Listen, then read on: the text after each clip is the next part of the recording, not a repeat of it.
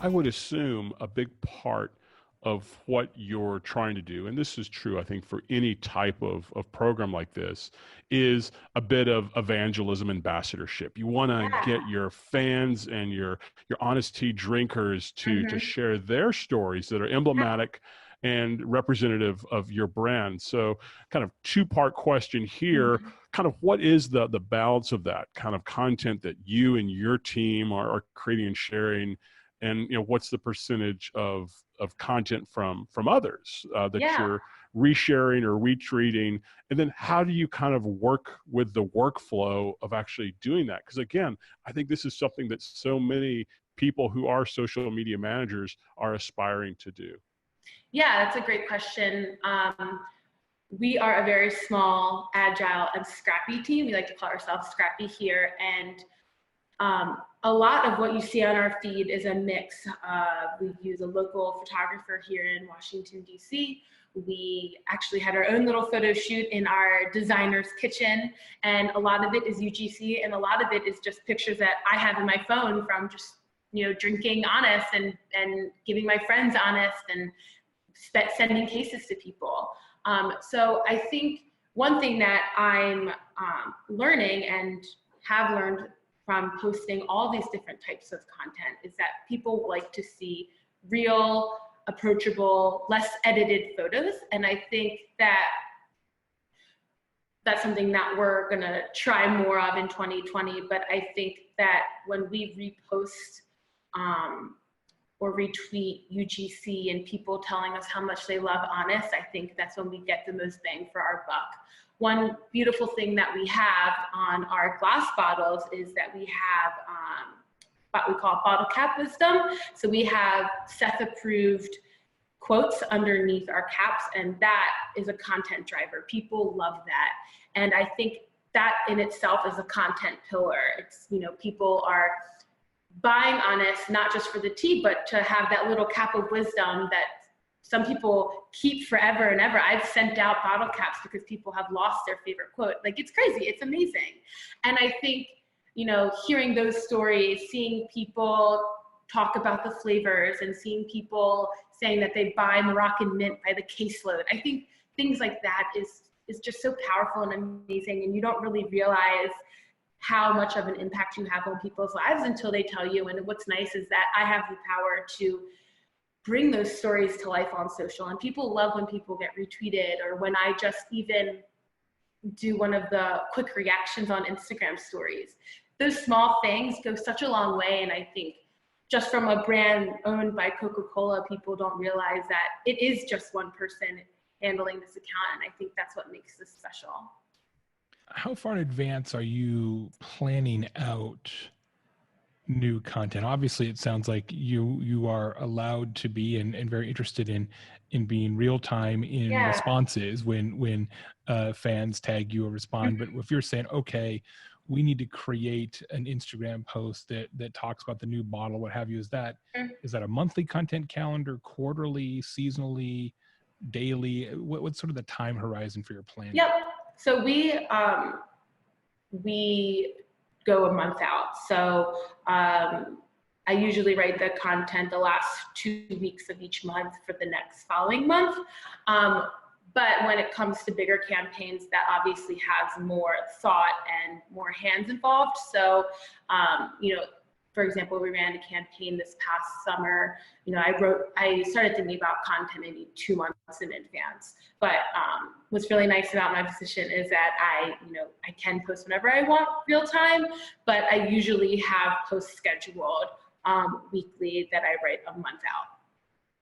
Another kind of tangential topic that we talk about that social media professionals have to deal with now is social customer care.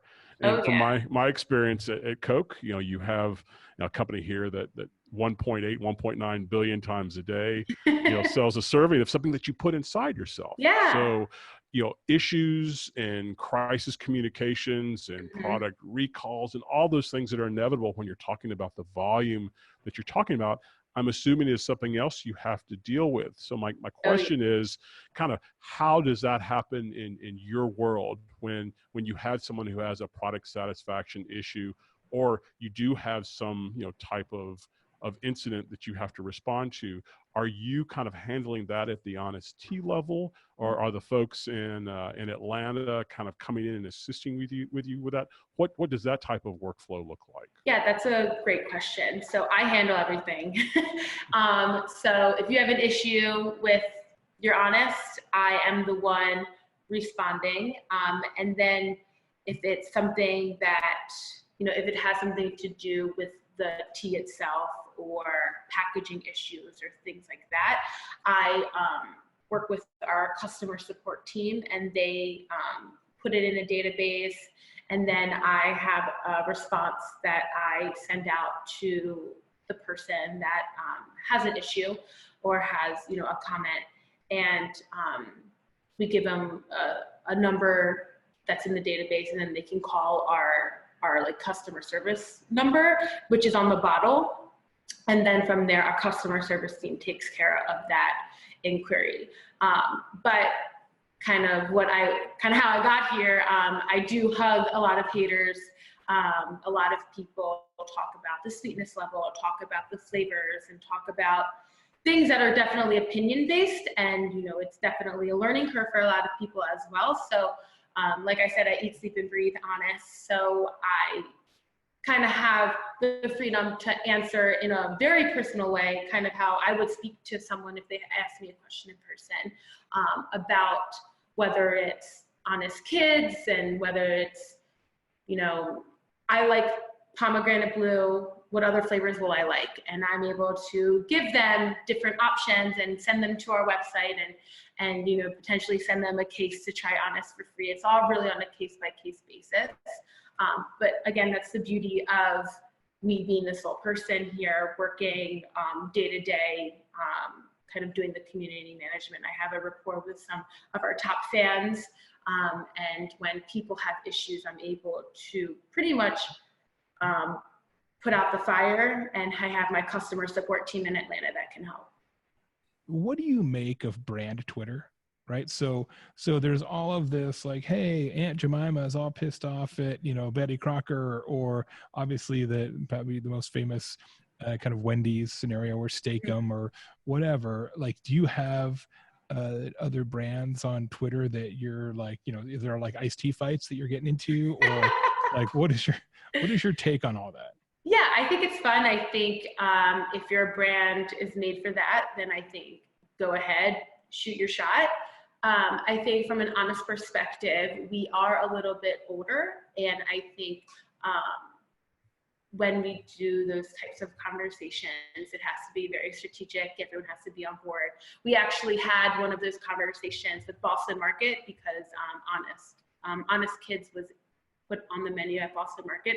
So that was really fun. Actually, Sheets tweeted, I think last night, and we responded, which is something fun like that. I like to hop on those moments, but I think because we're not a very millennial driven brand, it has to be smart, it has to be once in a while, and we're not thirsty for that type of engagement. I think we're more so organic, and we're more, family driven, and we don't want to be stuck in a conversation that we don't want to be seen in. So I think those moments are hot, and I love it from just a Twitter user standpoint, but from a brand perspective, I have to be strategic and think about, is this really a conversation we want to be in? Is this where Honest should be? And from a Zico standpoint, yes, but we're still kind of driving their social to become what it's going to be in 2020. And then also just from a Coke perspective, there are some rules and regulations and things that we have to keep in mind when we do those types of things. So just playing it safe is more my take when it comes to moments like